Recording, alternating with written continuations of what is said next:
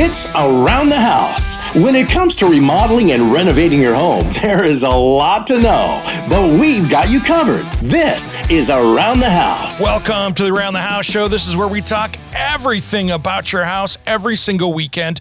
Thanks for joining us today. We've got a special guest in the studio, Dustin Stelzer, master electrician from Austin, Texas, and the guy that founded Electrician U. Welcome to Around the House, man. How are you doing, man? This is great. Happy to have you on today, man. Yeah, dude, it's happy to be here. I checked out your show and I like what you're about. So, thanks. We've got a mutual friend, our buddy Roger Wakefield, master plumber. Yeah, Roger and I have a great relationship. It's kind of one of those like plumbers are better, electricians are better kind of a things. So we're always giving each other crap. But yeah, I love Roger, man. Just a positive, great dude. Always on fire. Always wanting to help people out. Man, he is just as solid as it gets, my favorite plumber out there.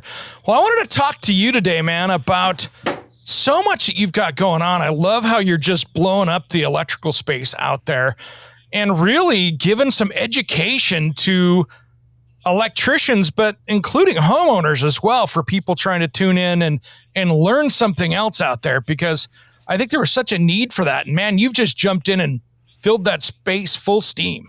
Yeah, I saw an opening a long time ago. So basically how I started was I got my master electrician's license, and I figured like my whole career, there was nothing visual for me to see for like, how do you wire a switch, and like, how does a capacitor work, and all this stuff, like I didn't understand it. And electricity is invisible, so like with plumbing, plumbers can see the water, so they can see what's happening. There's no mystery there. But with us, you got to like understand quantum physics and wave particle physics. Like you don't really see anything, and it just acts crazy. So I was like, okay, there's people that have made books on electrical code and how to install stuff correctly, I guess, to codes, but there was nothing instructive in like video or visual form. And I'm a creative person. I'm a very visual learner. So I was like, you know what? I'm just going to make it. So about 6 years ago, I just started putting videos together. And, the cool thing is that as I'm instructing people, I'm having to have my head in books and actually like learning things even deeper and more profoundly. And I found that just teaching in general, having apprentices under me, it like forces you to know a lot more, a lot quicker. So it's kind of man, Dustin, it's so true, because you can know that this is the right way to do it, but when you have to sit there and explain why it's the right way to do it, it's a different thing of, oh yeah, we just always do it that way, but why do we always do it that way? Yeah. Yeah. I had some people coming up that I worked under, some journeymen that I would ask them. I was that annoying apprentice too, man. Like I was like, how does this work? And how do the waves do this? And where do and people are just like, dude, shut up. Just go put the wire in. And I'm like, but how does this work? And they're like, I don't care how it works. Just the white wire, hook it to the other white wire and shut up. But so, I would find teachers, though, that were nerds like me, other journeymen and other masters. And those are the ones that I really clung to, because they had that thirst when they were younger and they understood, and they needed to pass that on to somebody who really cared and wanted to be great. That is awesome. And something, I think right now in 2022, going into 2023, that electricians are going to be the need of the future over the next decade or so. More so than even ever before. I think it's going to be almost like what we saw in the turn of the century when we started putting electricity in homes. Now we're going to be putting in so much more electricity into homes, from car chargers to, maybe taking things that are natural gas and flipping them over into electrical. And, how many 100 or 150 amp panels out there in the residential world that are going to have to be swapped out in the next decade? Well, it's really interesting to see that, because not only are we putting more things into homes, we're kind of changing how much things use and reducing it as much as possible. So I think what we're going to see in the next, 10 years or so, is that all lighting is going to be low voltage. Like I think there's going to be a way LEDs, like everything's already low voltage. It's being converted from high voltage to low voltage, but I don't think there's a need. There's a lot of commercial lighting out there right now that's all just low voltage cable to each thing. And you have low voltage cables down to these little smart switches and occupancy sensors and stuff. So a lot of that stuff doesn't need to be as bright and as powerful and crazy. So a lot of that's going to reduce. And I think that using DC, using battery backup and things like that, I just think we're going to see a reduction in a lot of things, but also, like you're saying, we have car chargers, we have these big crazy pools, we have all these other things that we want to do. So I don't know, it'll be interesting.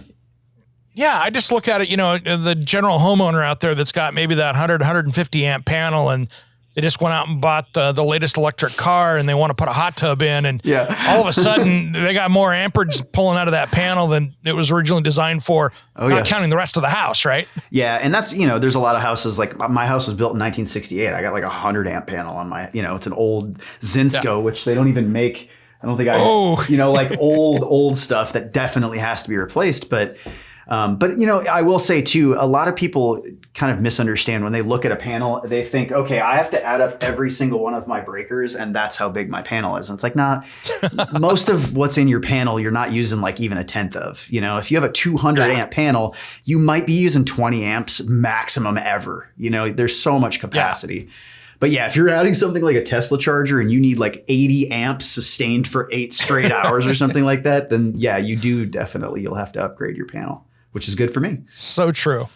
So true. That's why you're going to be so needed and your people out there. Cause I don't know. I see it and again, like you said, I think that it could go a bunch of different ways, right? They could come out with, right now it's, okay, you need a 60, 80 amp charger, depending on what level of charge you put in there.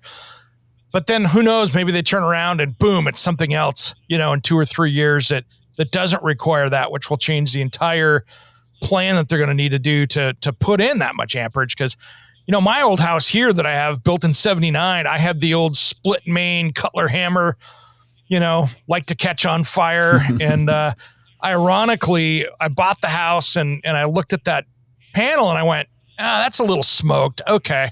That's going to go on the short list. And sure enough, we had to move the meter to get in to meet code where they'd put it versus where it is now. And long story short, we noticed that when they were pulling it down, that the neutral was shorting out against one of the legs and had already rubbed through the wire of the neutral. And that's what was causing the heat inside the panel. So I was weeks to months away from having a panel fire, but yeah. And strange things happen with that old panel too. There was no surge protection. There was no, like even that era, how old was the house? 79. Did you have smoke detectors? Oh yeah. Okay.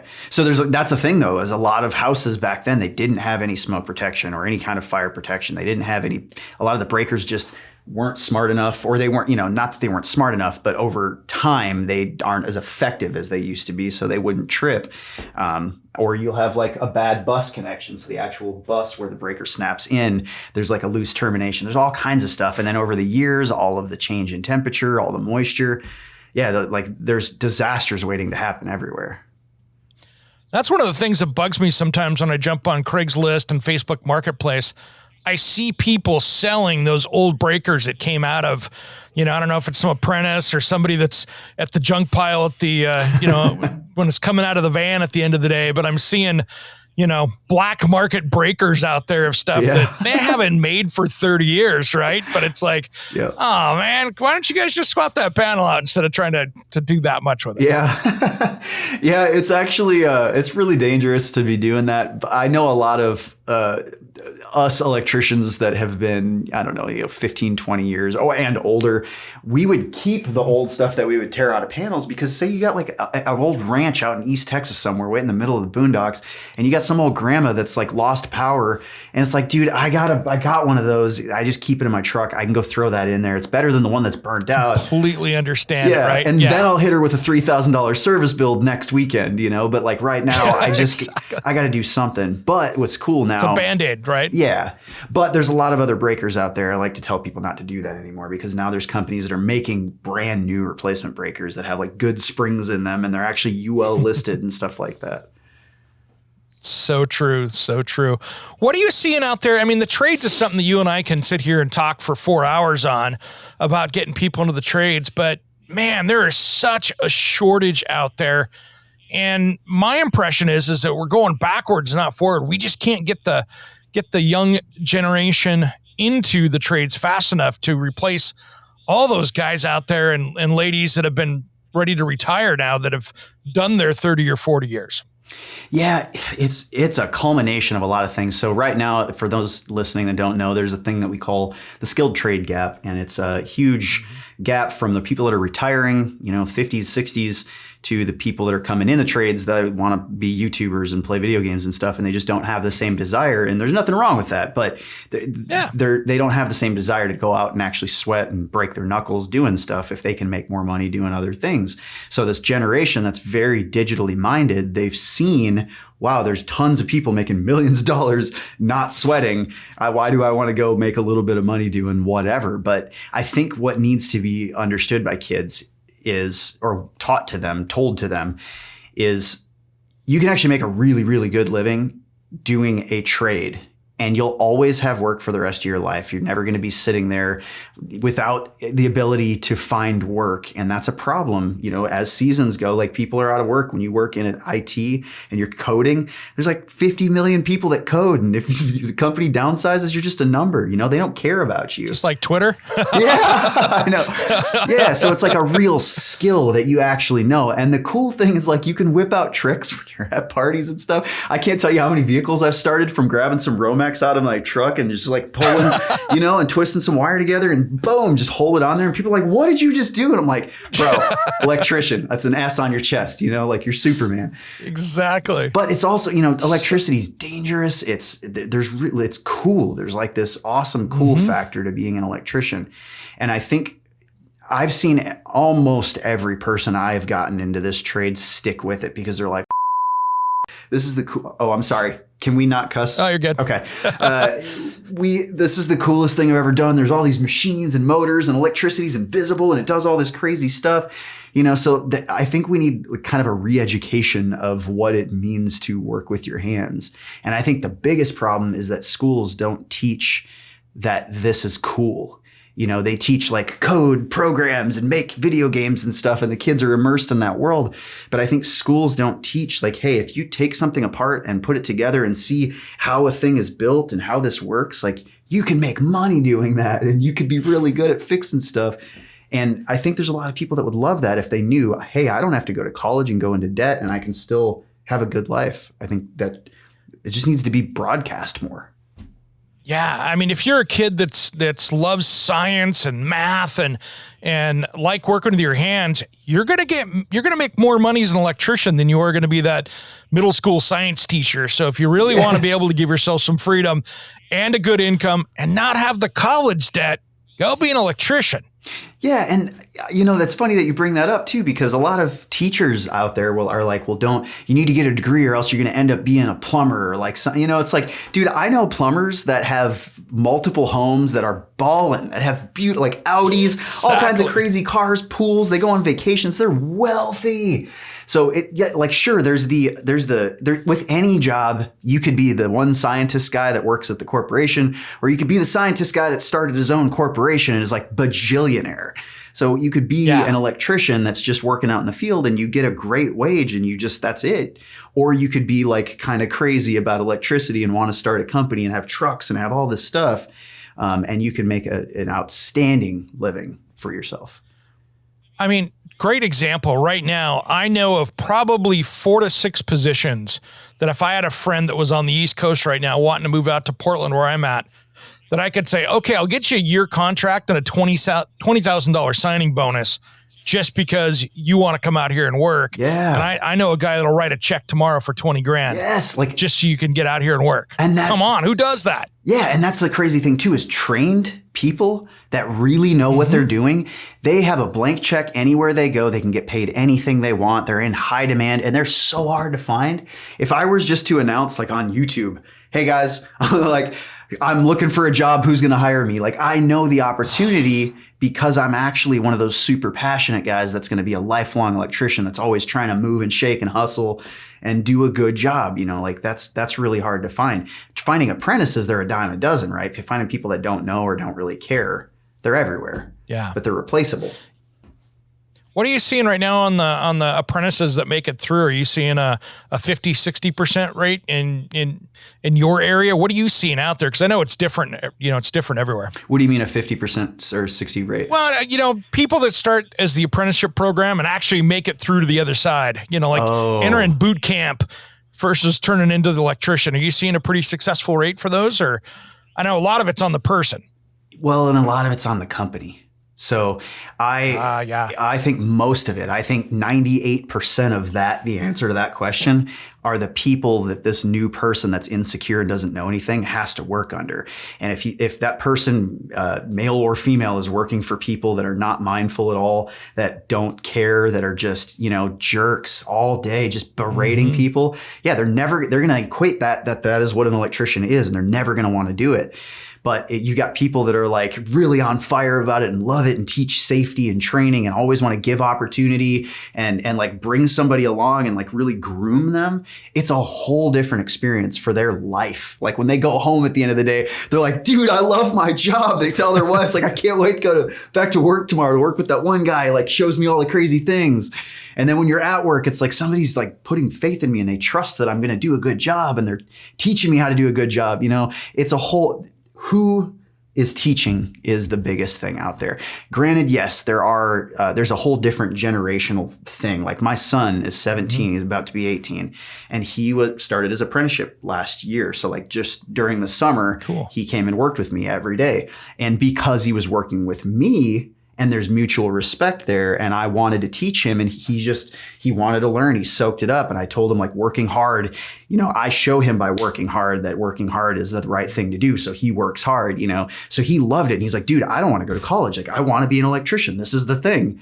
He wants to be a YouTuber also, but I was like, well, sure. Why don't you take this thing and actually make some money until you get to the point of being able to do that? But I think that's the thing is a lot of these kids, if they have like a skill or a thing that they've got as their backbone, they can do anything else that they want because the technology that they have at their disposal, they can take whatever they know about anything and they can make millions of dollars doing something with it.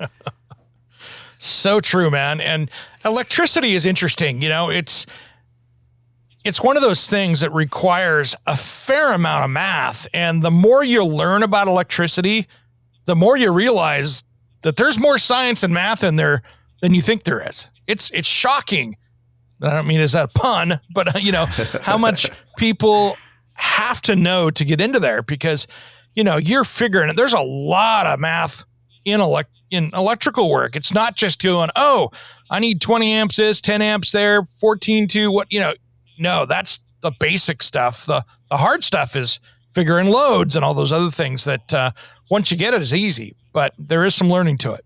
Yeah, I agree. So I think the more depth of understanding that you want to have as an individual about electricity, it behooves you to learn more math so that you can understand because electrical engineers, for instance, they talk about electricity in mathematical terms. So they have to understand calculus and differential equations to be able to like construct, these complex waveforms and everything. But electricians, we just got to install wire. It ain't that crazy with the math. Like as long as you know how to balance an equation and be like, hey, I don't know something, but I know some other things and I can put the things I know to figure out the thing I don't know. Like that's easy algebra pretty much.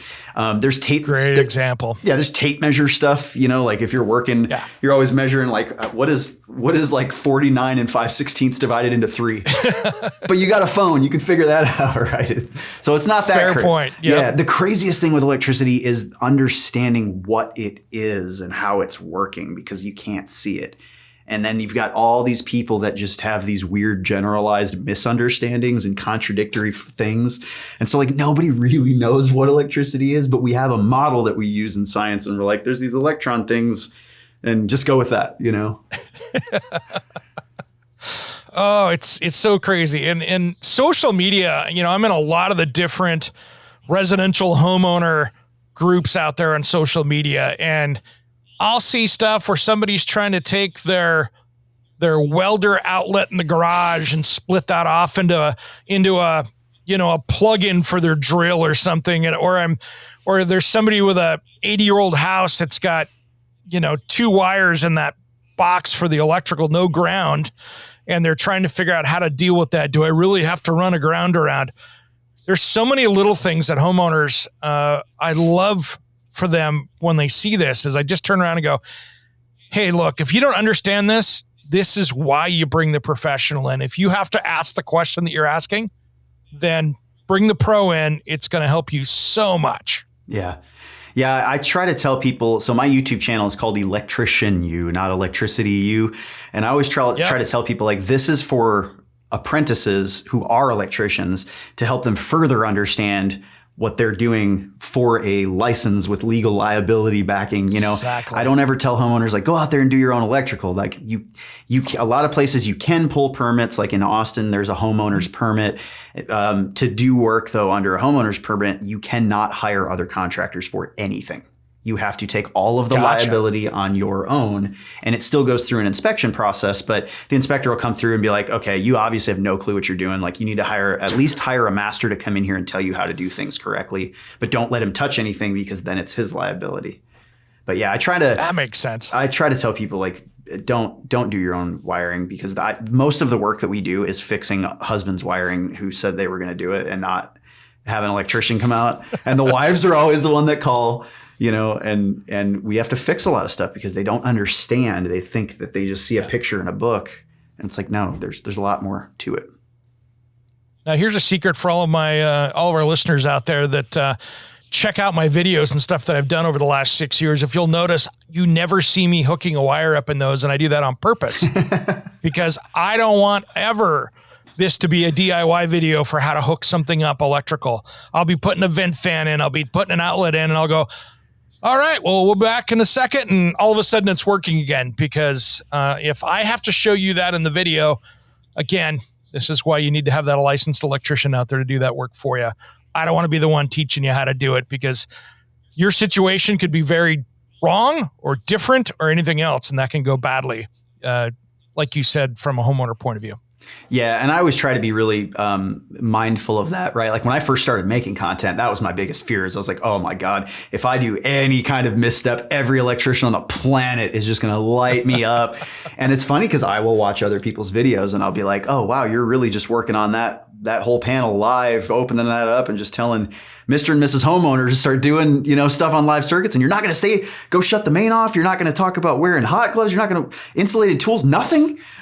So I try to incorporate a lot of that stuff and make sure that I show an image of a breaker being shut off, or because you have to. It's the responsible thing to do. And I think if you're going to be teaching electrical, you need to be talking just as much about safety and respecting safety and doing things correctly as you are about installing this stuff. Yeah, I watched probably 15, almost 20 years ago, I watched an accident happen in one of the cabinet shops I was working at. And they were working on a 3-phase panel that was hot. And I don't know what happened, but I heard the arc. And then they had to put the electrician that was working on it, his Carhartt's lit on fire, and they had to put him out. So I don't know what happened there, but it was bad. Whoa. And he made it, but my job was to go out and clear the parking lot so Life Flight could get in and get him out of there. But after seeing that, it gave me a new respect of like, okay. Yeah. I mean, commercial stuff's a different story, but still, it can happen to anybody. Yeah, I mean, you can get 120 volts can kill you just like 480 volts can, and depending on how much current's going through you, how much voltage is, and if you're wet or not, because it changes the amount of resistance that you're giving to all of that current trying to go through your body. There's a lot of different ways where you can get shocked, just basically hurt or electrocuted, like seriously hurt or killed. So yeah, it's nothing to play around with, but I try to like put some levity into that because I want more electricians to come in here and not be terrified of it. I'd say 90% of the time you're doing work, you're not working anywhere near live stuff. Most of the time we're running wires in walls, we're installing light fixtures, we're doing all of this stuff. And at the very, very end, we will go turn a breaker on and see if it works and pull a multimeter out. And we're actually testing a live circuit. But the majority of the time, even if you go to like a commercial or industrial thing and you have a service call, most of the time it's because something won't turn back on. It's like something tripped, something's blown up. So you're walking into a dead situation. So, with a little bit of levity, like, sure, it's dangerous and people do have to work on things live, but that's why they make proper PPE or, protective equipment. They make gloves, they make face shields. And I think if that person with the Carhartt, I don't know what happened. Yep. I'm making some broad assumptions here, but they probably didn't have any of this stuff on, and that's why they got. They did not. Yeah. They didn't have the gloves. They didn't have. It was literally a guy sitting there in his Carhartt jacket and overalls underneath it, sitting there working on it. So I came on 10 seconds later. There was zero PPE that I saw right there. Yeah. So, which would have prevented that most likely. Yeah. And a lot of people don't understand too. It's like they think they get into an environment and they're like, I know what I'm doing. I'm safe. But it's the accidents. It's the things that, like, you drop a piece of metal into this panel that you're working in, and then it connects between two hots, and then boom, it blows an explosive amount of energy at you. There's all, just I say it all the time. Don't work on electricity live unless you're trained and you have the proper PPE. You can do all your own, like, running wire Romex in your house and doing all that if you want, but working on live power is extremely dangerous and shouldn't be done unless you're an electrician and you're trained. Yeah, Dustin, that's the thing for all you people out there that are thinking about being an electrician one day. These are all things that you have 100% control of if you're an electrician, because you're the one that's going to go off, turn the panel off, turn the breaker off. You're the one in control of that. So that's the beautiful part of that. If you take the minute, go over and shut it off, you now have control of that situation.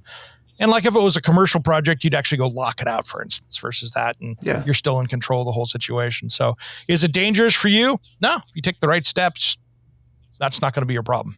Yeah, it's really just mitigating risk. Like, we decide as electricians how much risk we're willing to take. And it's even silly stuff like climbing up on ladders. We're on ladders all the time because we're doing stuff up in ceilings.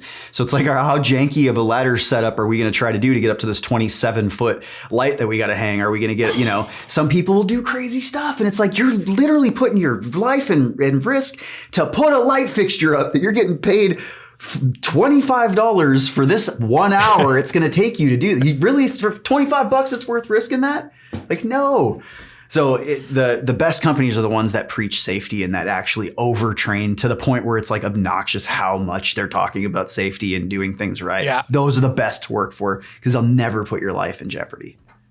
Exactly. I can't tell you how many times I've called electricians to do something that I could easily do because that's the chandelier that weighs 100 pounds and it's in the 24-foot high entryway next to the stairs. And I'm like, I ain't going up there. Yep. I know. When I get a call from somebody, they're like, hey, I got a light that I want you to hang. And I'm like, all right, cool. I'll come out there. And then I go, because we deal with large custom homes, and I'll see this like 40-foot atrium with like a 500-pound chandelier. And I'm like, this is going to take 6 people. Like, how? Yeah. What? All right. So we're hanging a piano off the thing up there that we're going to plug in, right? Awesome. Yep. And it's so funny. All these big fixtures that people buy, like really expensive, $20,000 entry light chandeliers, they're made by somebody drinking beer out of their garage. Like, they are hacked together. Almost every one of them. They don't have UL listings. They're like, oh yeah, I found it in Mexico somewhere. And it's like, how much did you pay? They paid so much. And it's just, again, it's somebody just kind of ragtagging some stuff together. And so hanging it, it's like, okay, this is dangerous. Like, I don't feel safe with this hanging above somebody's head because it's not made with quality stuff. Yeah. You that base could be fastened perfectly. You did everything you could, and 3/4 of it comes apart 6 weeks later. It comes down, and of course, it's ripping the wires right with it because whoever built it didn't really put it together to be upside down hanging up there. Yeah. Or my favorite is when they've got this really complex, beautiful design and they've run the cord through all the chains and through all the little beautiful pieces and all this stuff. And you go and turn the light switch on and it just shorts out every time because they were just yanking wire through this, trying to get it through all these stupid things. And they didn't put bushings, like there's a lot to this stuff.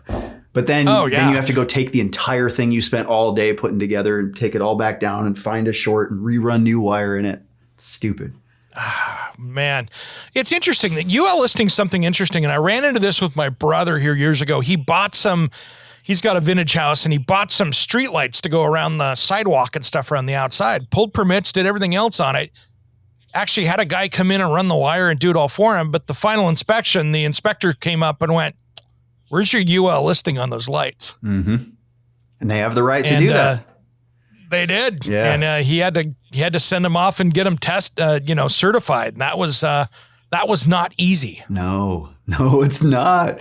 And UL is not the only listing agency. So that's something too, like to get faster listings or to not have to go through such a strenuous, crazy process, you can get other listings. And as long as it is listed, period, it doesn't have to be UL listed.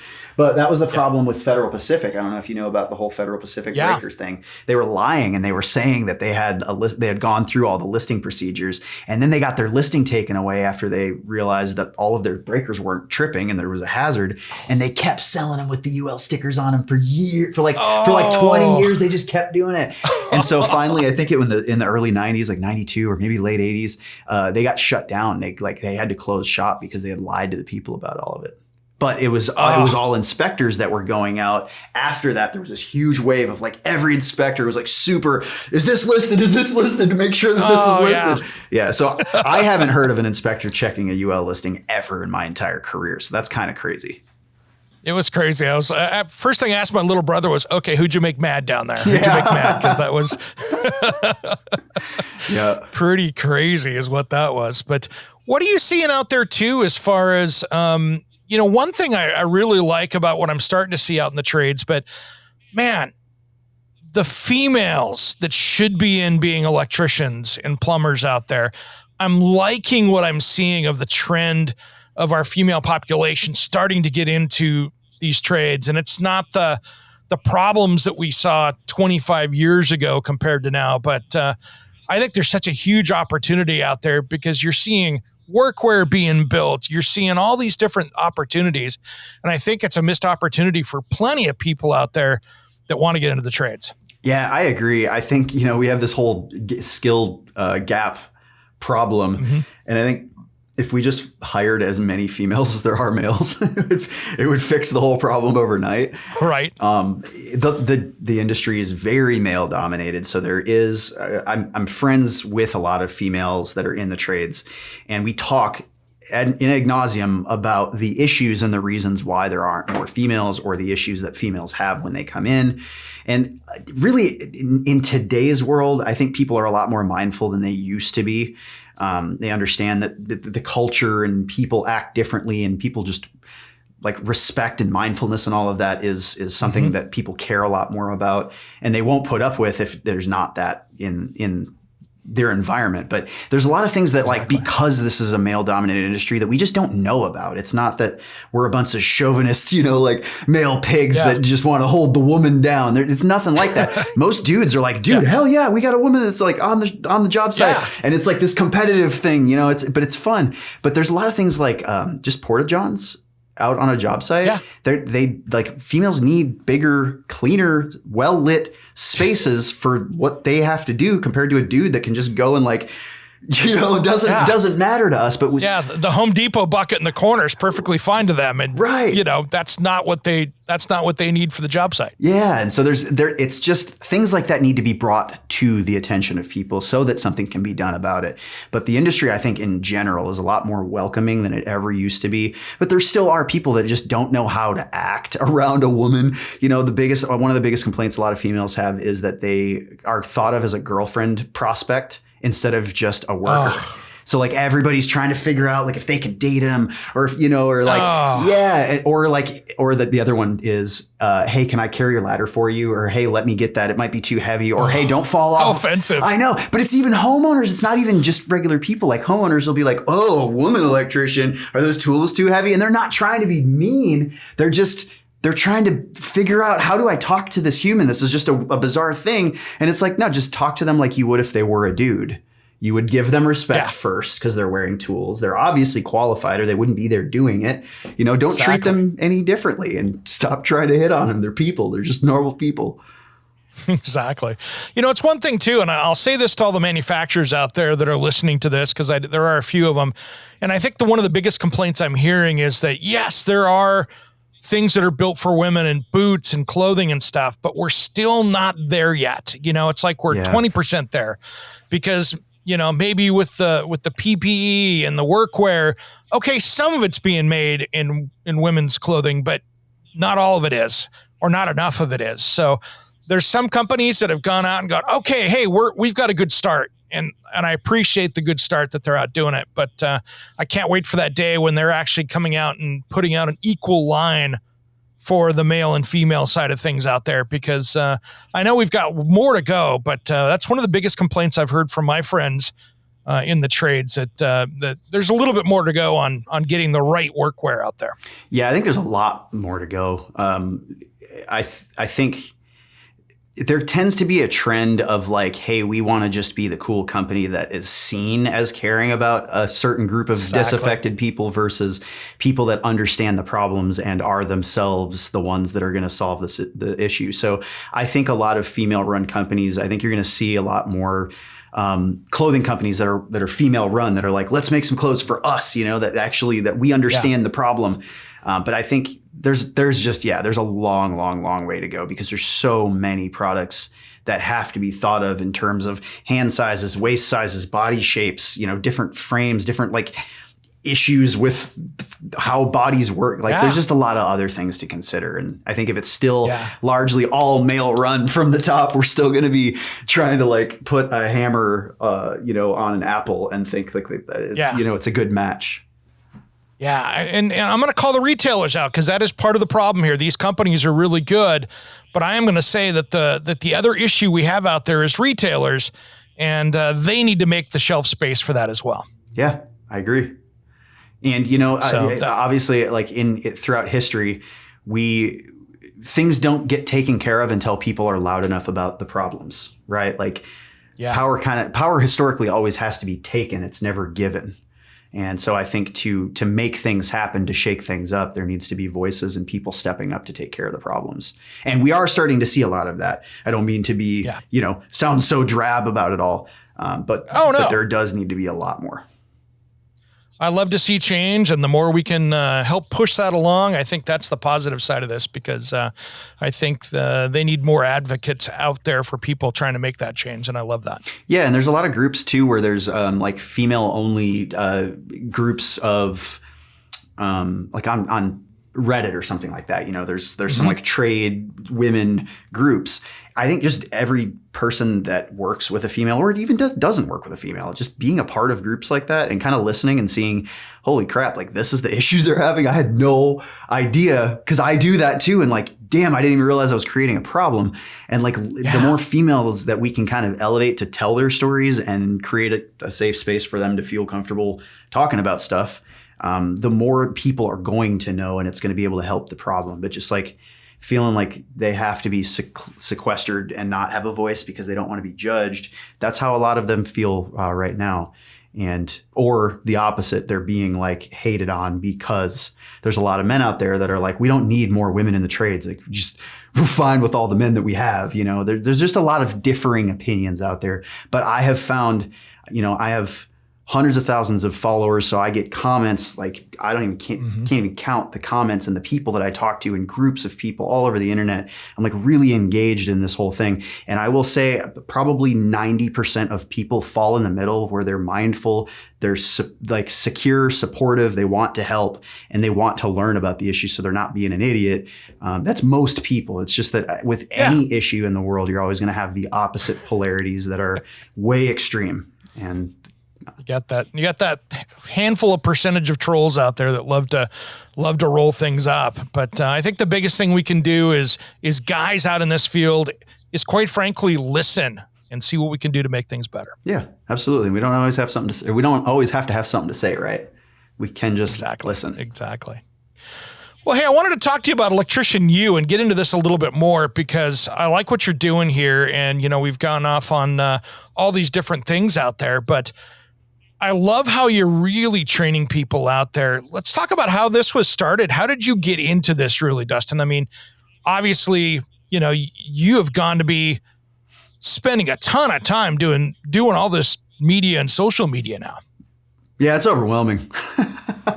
So when I started, I was like, hey, I'm just going to make some cool videos, and I'm going to talk about the testers that I like and that I think are garbage and that people shouldn't buy. And I was starting my electrical company because I had just become a master electrician, and I was trying to get more customers. So I was like, maybe if I put some videos out on YouTube of like some of the work we're doing and like talk about just anything in life, it might get people to like the persona of my company and I might get more work. And I realized that all I was doing is attracting a whole bunch of electricians that were doing that were like, hey man, I like your perspective. Have you ever tried this? You should try this.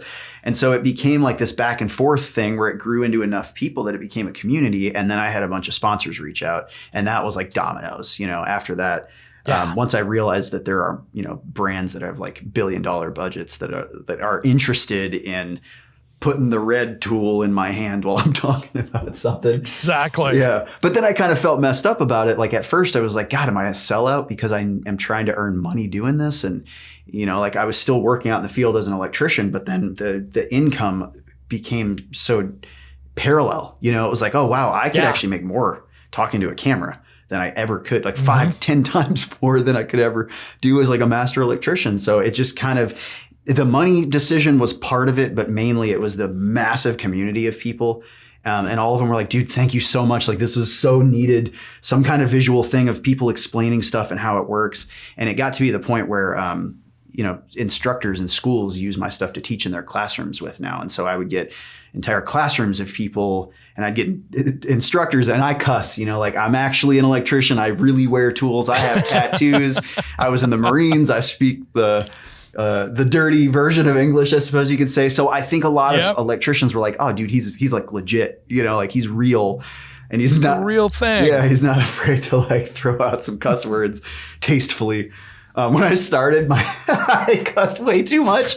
It was like absurd how much, because I was insecure in front of a camera, and instead of saying like or a lot, it was just like F-bombs constantly. And I was trying to teach. And so I would have instructors at schools reach out and be like, bro, you got to cut this out, man. You got to stop. Like, I can't use your stuff in my class. And at first I fought it because I was like, I'm going to be me and I'm not going to filter myself for your corporateness. And then I was like, go make your own videos. Like, quit trying to watch the stuff I'm giving you for free and complain about it. But then as I've gotten a little bit older, I'm like, no, there's actually like, I'm limiting who has access to information by not being wise about that, So I absolutely, my videos today are far, like I might go like 5 videos and then one little like tasteful story of a cuss word might come out or something. But I specifically still don't filter myself. I'm just far more confident, and I'm careful with my language, I think. Yeah, I've gotten better too. And, that darn FCC for the radio show is the one that I have to be careful with. That's the only thing. But that's why we're not live. We always record. So I have to clean it up. I had, I don't know if you've ever caught him out there. I like doing stuff different with this show. So I brought on Carmine, the construction comic. I don't know if you've ever caught him out there on social media. No, but I'm so curious now. Check him out. Hilarious. I have never had to edit a show that much to try to get that on the radio, because it was very hard to get that in there without it sounding like a beep fest. But it was a good challenge, but probably won't do that again just for that very reason. Yeah. That's funny. There's a couple of podcasts out there that are just raunchy, and they're like presented as like construction podcast or like electrician podcast. And then when you listen to it, you're like, oh God, you guys are foul. Yeah. But it's people speaking their truth. And none of us are, absolutely. We're all just stumbling towards the light at varying levels of grace, right? Yeah, absolutely. I also noticed though, man, I like how you're doing continuing education as well, in certain states, because I've noticed that, boy, what's with every state being so different with trade licensing across the country? It's crazy where, one state's got this rule, this state's got another rule. I wish we could kind of standardize that a little bit. Well, a lot of people would hate if that was standardized as well.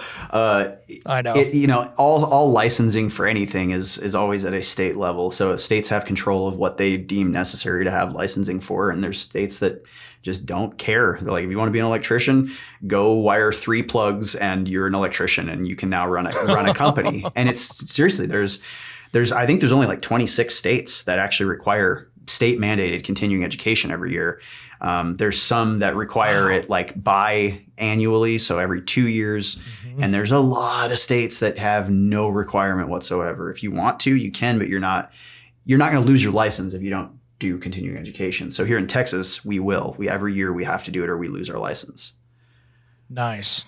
And I know the guys out there in the field and the ladies out in the field right now that are going, I hate the CEUs. And I mean, I hate my CEUs for my trade too, but that's where you get to learn that new stuff or maybe new products, because this is not a static sport, if you know what I mean. Everything's changing down the road. Yeah, especially in the electrical industry. I mean, we change, like the biggest thing in the electrical industry is that everything changes every single year constantly. There's new code books every 3 years. It's just, there's all kinds of new crazy stuff being developed for our industry and products and everything. So you have to be able to keep up with it somehow. So I do like that continuing education is mandatory. I think that electricity is dangerous and not everybody should be doing it unless you've had a lot of formal training to take on the liability of risking somebody else's life and their investments. I think that you should have to have a license.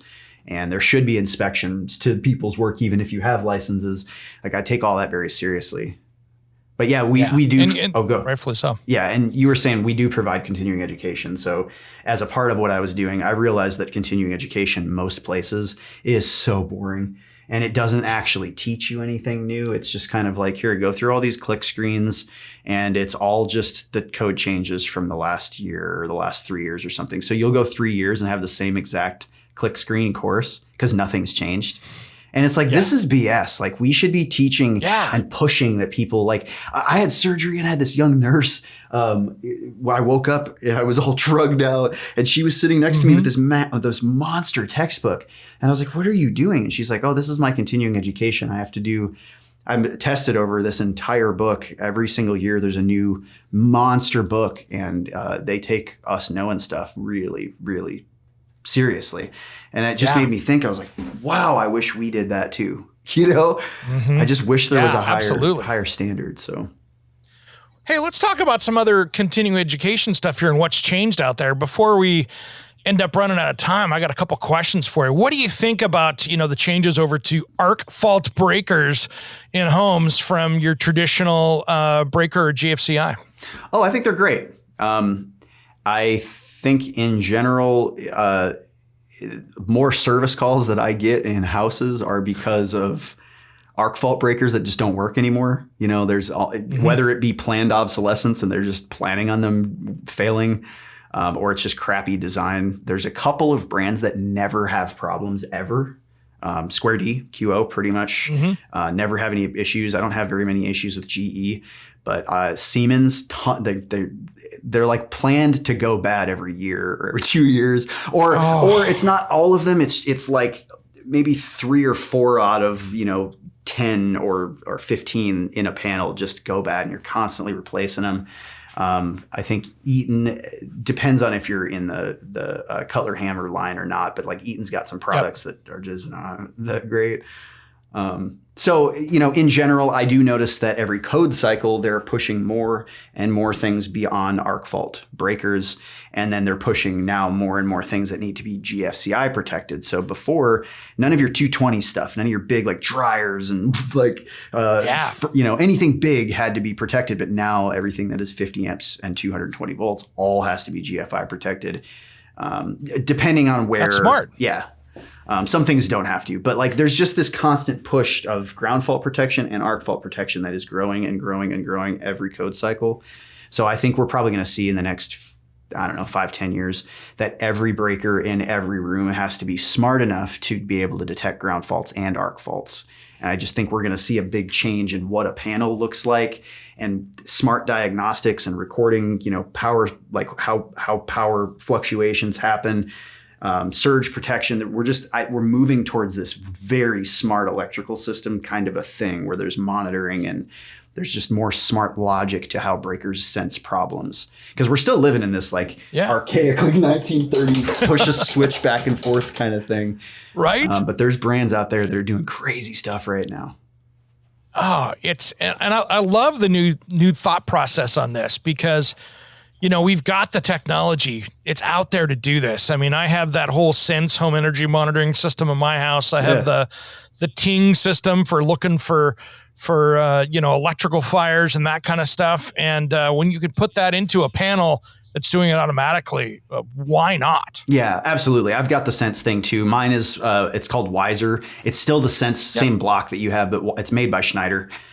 So I got to install that, mess around with it, and do some videos on it. The Ting thing, though, you'd mentioned this to me. Can you re-explain what the difference between the Sense thing and the Ting is? Is it both different hardware? Yeah.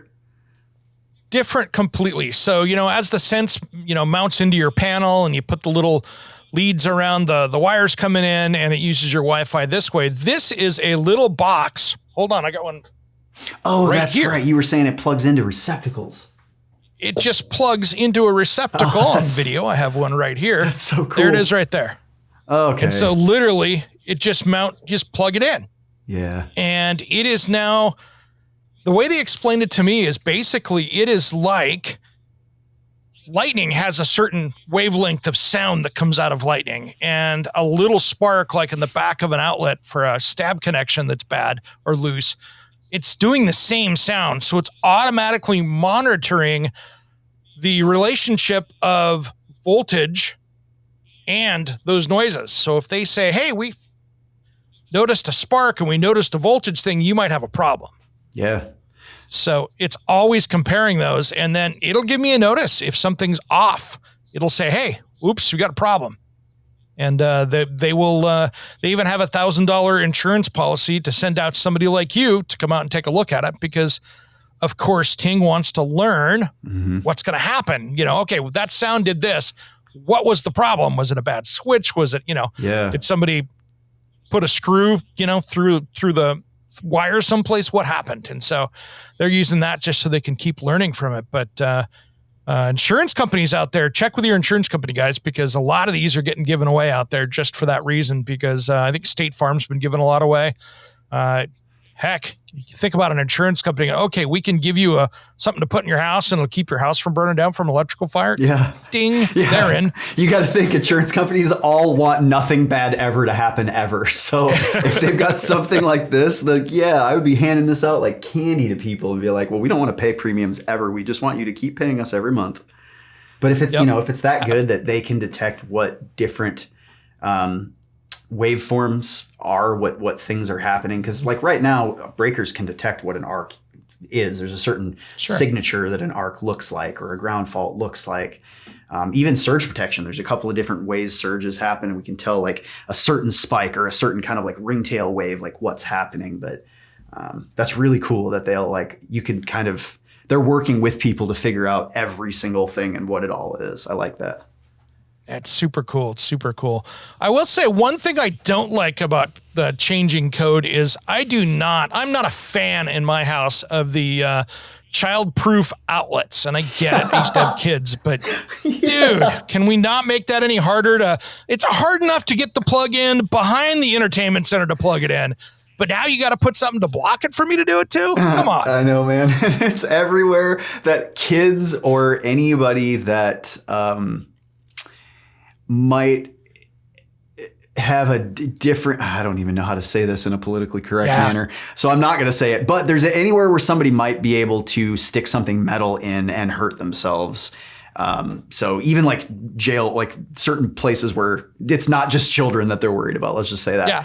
The key to it, a lot of people don't realize this, is it's designed so that both flaps are touched and contacted and pressed in at the exact same force at the exact same time. That's the thing they don't tell you. They're both flaps with springs on them, but they're both attached to each other. So you have to push equal force. People sit there and try to put one prong and wiggle it, and shake it, and knock it. Yeah. No, so if you're kind of like delicate with it, and you might have to jiggle it a little bit because it's just springs and little cheap pieces of plastic. But the better brands, more expensive ones, like you just push it in, and as long as there's equal force on both of them, they go in just fine. But yeah, I hate them, and every customer I do stuff hates them too. Oh, they're so frustrating. And like I said, it's that one that's behind the bed. It's behind it's behind the entertainment center, behind the piece of furniture that you're trying to stab in the dark with anyway. And it's like, really? We have to block it with that too? Well, but, I get it. I mean, who actually makes electrical code, right? Oh yeah. It's the manufacturers.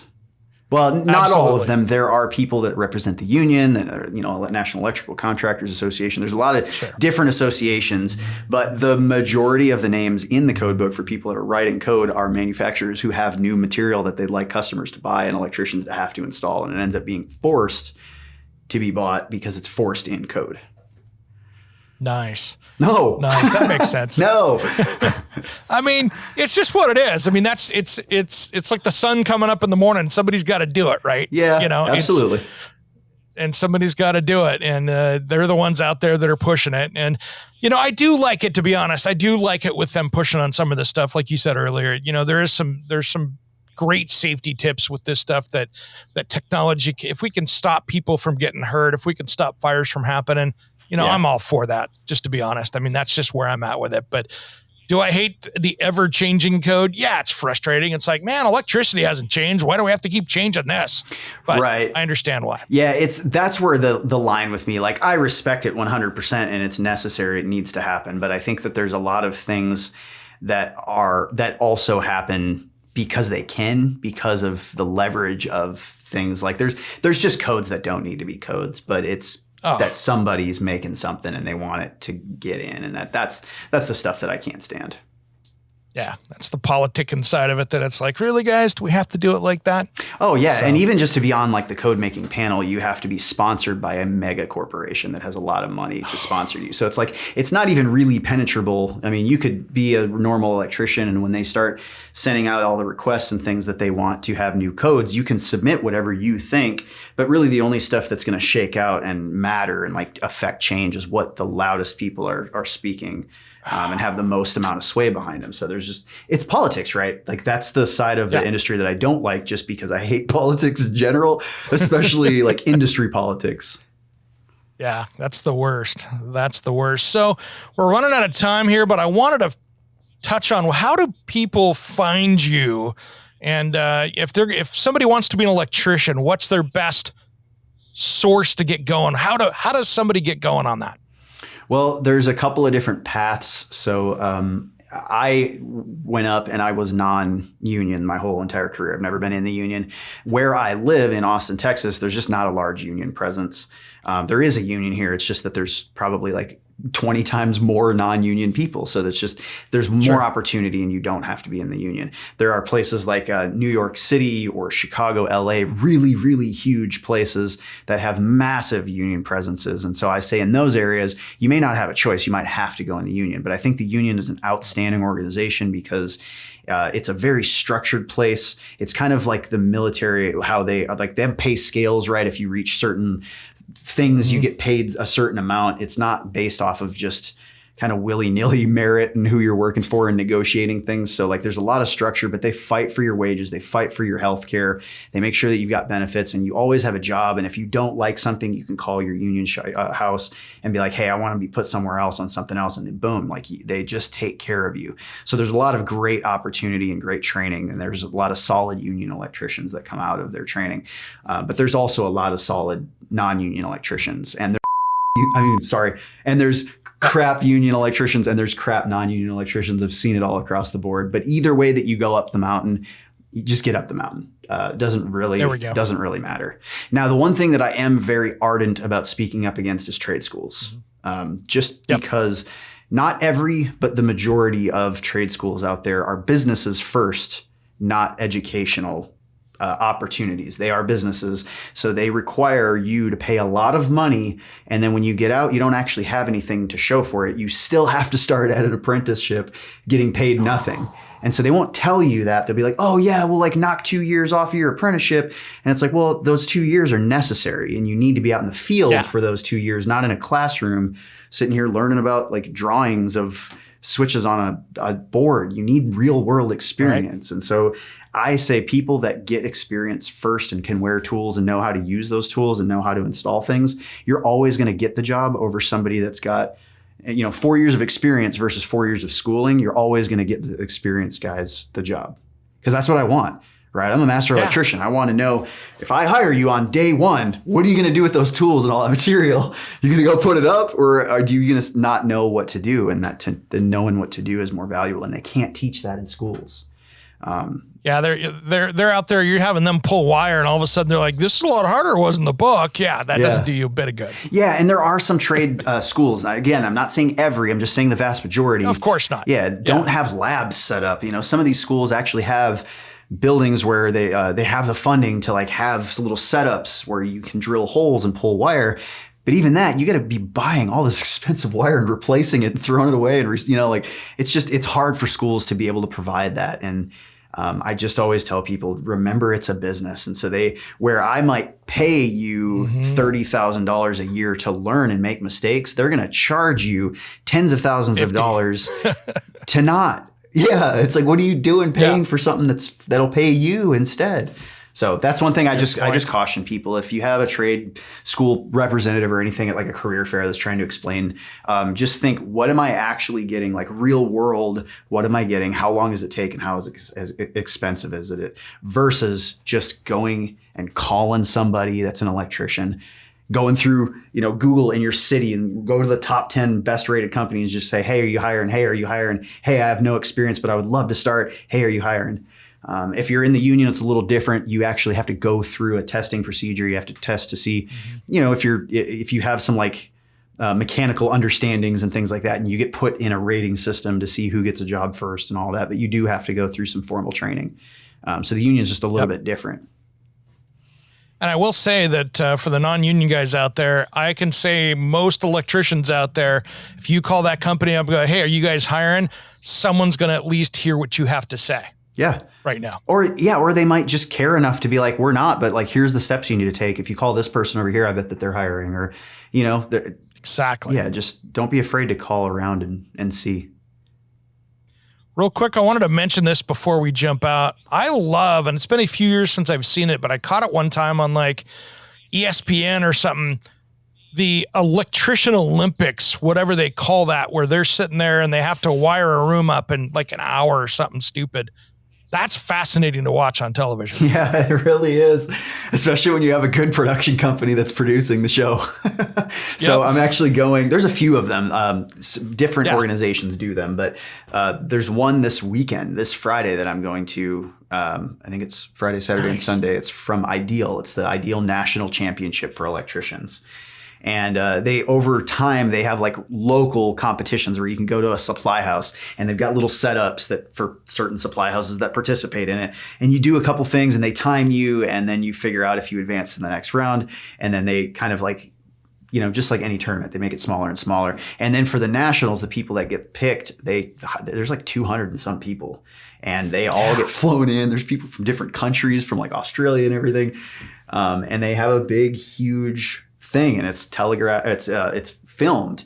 And so the last year I did was ESPN2. They actually televised the entire thing on ESPN2. And I think that's what I was watching was ESPN2. And I was like, holy smokes, where's this been all my life? This is cool to watch. Yeah. And these dudes are winning like $70,000 work fans. Yeah. It's not messing around. No, they're getting checks for like 50 G's. I think the one guy that won, I don't know if they are letting him still compete, but he won like 5 years in a row. And it's like $75,000 a year. So he doesn't even have to work, but he's a great dude. He's such a nice person, and he just does clean work quickly, and he's figured out their competition structure and what he has to do to win, and he just nails it every year.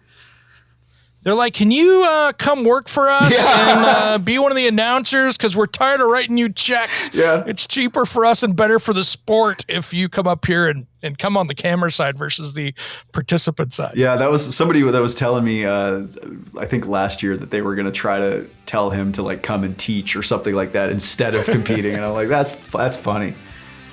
That's awesome. I love it. Dustin, thanks for coming on today, man. Electrician U, this has been great. And we'll dive in a little deeper next time, but this has been a lot of fun. Yeah, man. Thank you so much for having me. And I wish you all the best of luck with all of your endeavors, with the show, with everything, man. You too, brother. Keep spreading the word out there. I'm Eric G., and you've been listening to Around the House.